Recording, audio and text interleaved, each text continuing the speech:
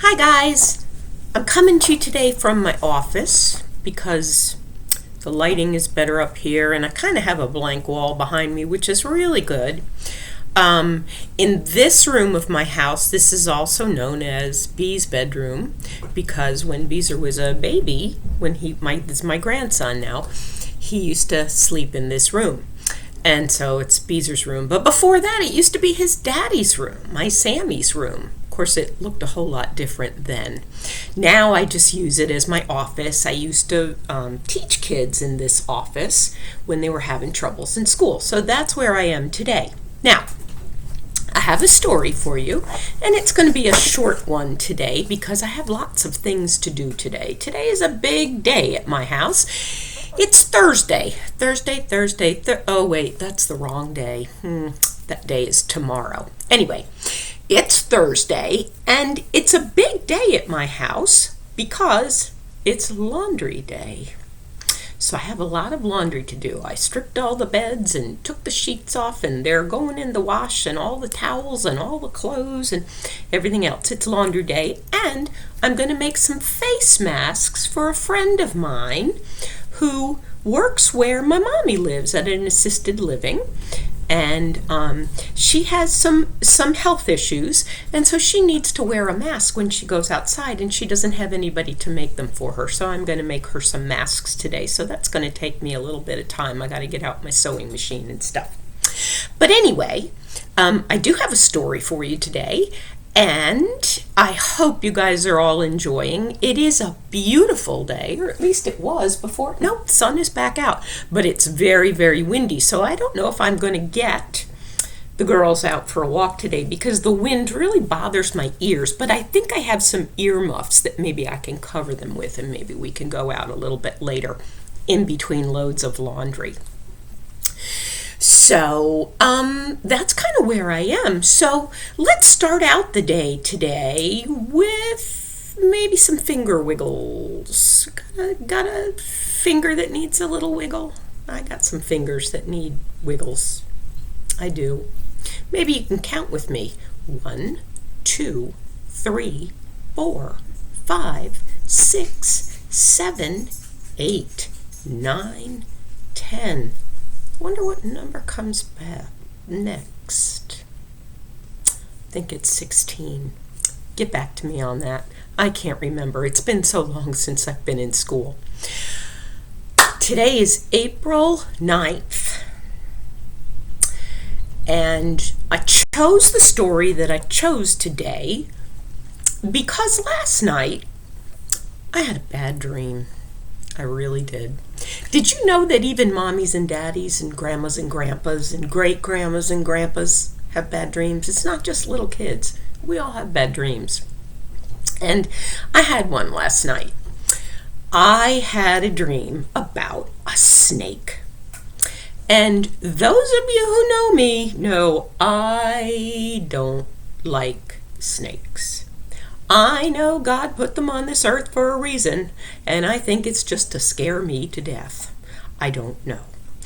That's not actually the reason he put them there. The snakes do good things. They eat things like rodents, mice and rats and things like that.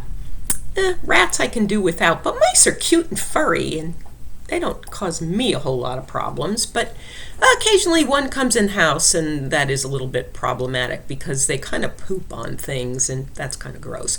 So it's nice that snakes keep the rodents down, but I don't want any snakes in my house. I don't want any snakes in my yard. I don't want snakes anywhere near me, except for maybe if they're in a pair of shoes, and that's just the skin. Nothing else. Anyway, so I had a bad dream last night about a snake, and the snake wasn't very long. It was about maybe this long, which is about 2 feet. And it came up, I'm not exactly sure of the whole dream, but somebody was coming down the stairs, and it was a child of mine in a class, but I don't know who the child was. It wasn't any of you guys, and it wasn't any of my past students. And it was a very jumbled, mixed up dream, but the snake came up out of a little teeny pipe as we were going down the stairs somewhere. Don't know where, because the dream didn't make any sense. And that snake reached out and bit that little girl. It was a little girl. And it wasn't a poisonous snake, thank goodness it wasn't. Well then, as the dream went on, I was doing the laundry. Guess I was dreaming about what I was going to do today. And I kept banging around by the washing machine and the dryer and in the clothes and everything. I was in the basement and I'm banging around, making sure that snake didn't come out. And I don't remember how we found it, but that snake came out again. And it was a funny looking snake. It was a big, fat snake, even though it was only about this long. And it was black and red and white. And it looked kind of like the sock that Hedgie, if you've ever read The Hat, that the hedgehog wears in the book The Hat. Was very odd. Anyway, my dad and somebody else caught the snake and they fed it a big potato. And that snake ate that potato. And then he looked like a skinny, fat, skinny snake. But guess what? This is where it gets really crazy. That snake flew up in the air, way tall. You could hardly see him anymore. And he came down to the ground and he exploded. So I was safe from the snake. That was my dream. I know it's weird, but that's how nightmares can be. They can be weird. But anyway, so I found this book, and it's another book by Eric Carle. It's called The Greedy Python, and you can see he's green, and he's a very long python. The sun doesn't maybe look so very happy in the picture, which is good. For me, because I don't like snakes, that's how I would look. I just don't like snakes. Tacos. And this book also has a double thing for a double reason for me to read it, because it also has a lot of rhyming words in it, and that's something we all need to work on, rhyming words. So here it is, The Greedy Python, and it's by Richard Buckley and Eric Carle. And you can see it has a beautiful first page, as Eric Carle books usually do. The Greedy Python. The Greedy Python again. All right, so here we go. See if you can spot the rhyming words. I mean here. Half hidden in the jungle green, the biggest snake there's ever been, wound back and forth and in between. We'll go back to the rhyming words, okay? The giant snake was very strong and very, very, very long. He had a monstrous appetite, his stomach stretched from left to right. You see how long that snake is? You can't even see the end of him, he's so long. He quickly gobbled in one bite whatever creature came in sight.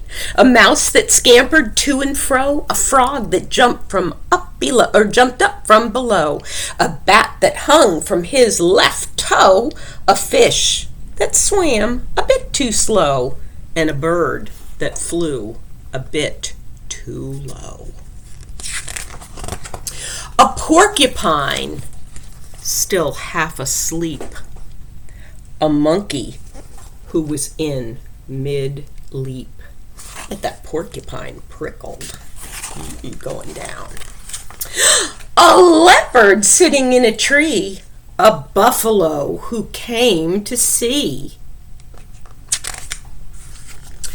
An elephant, complete with trunk, was swallowed in a single chunk. Do you think a snake could really eat an elephant?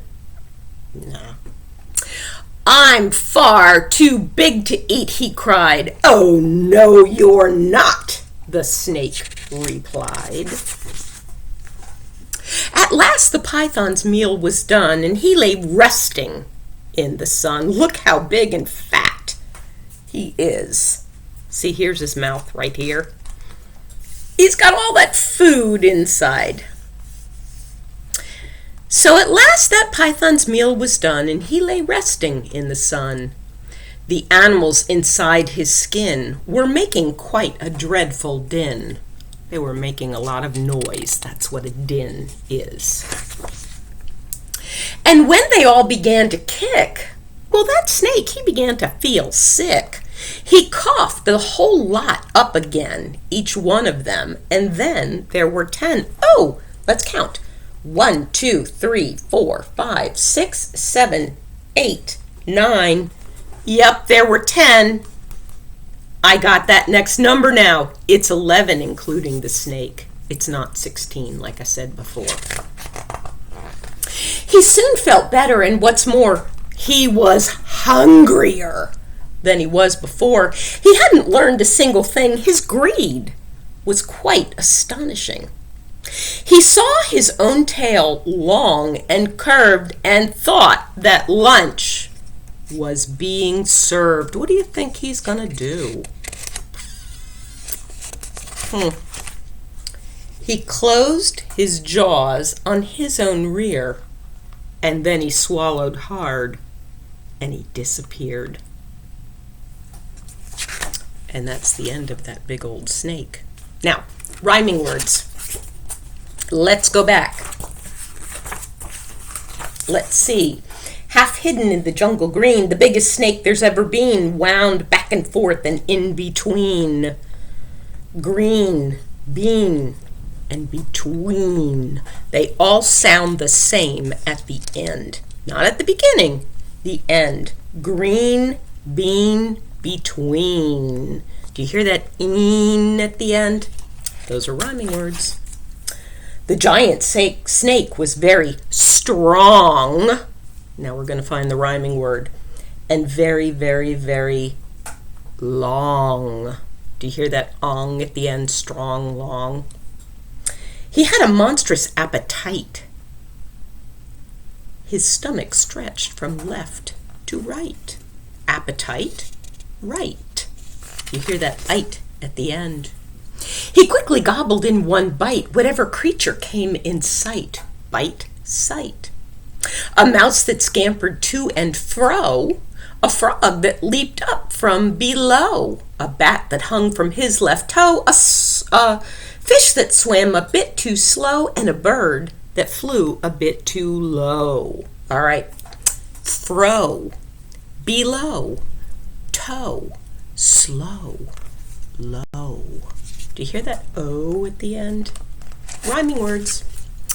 The porcupine still half asleep, and a monkey who was in mid-leap.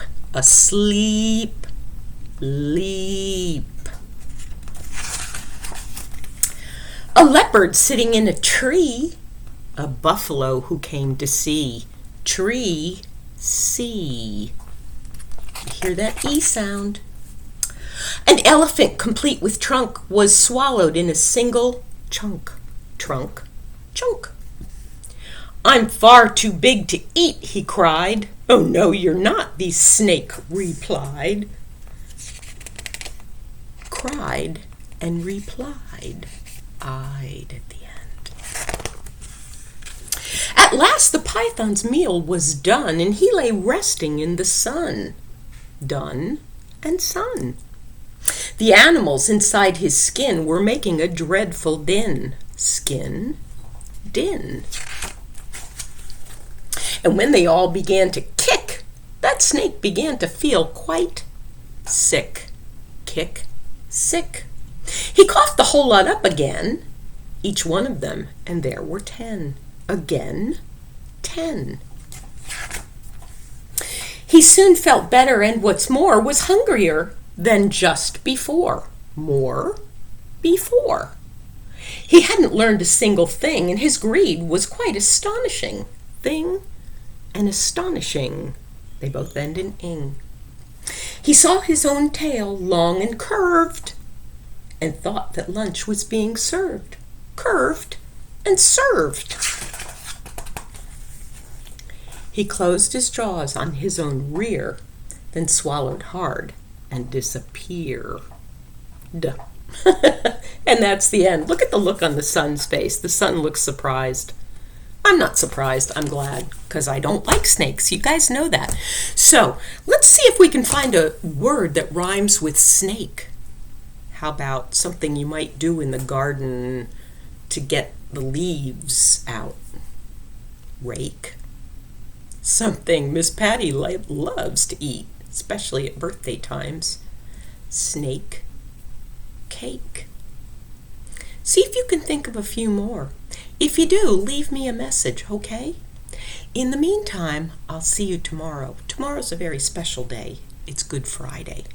I'm going to read you 2 Easter books, and then I'm going to take a break for the weekend. So, in the meantime, remember, my God is so big, my God is so mighty, there's nothing my God cannot do.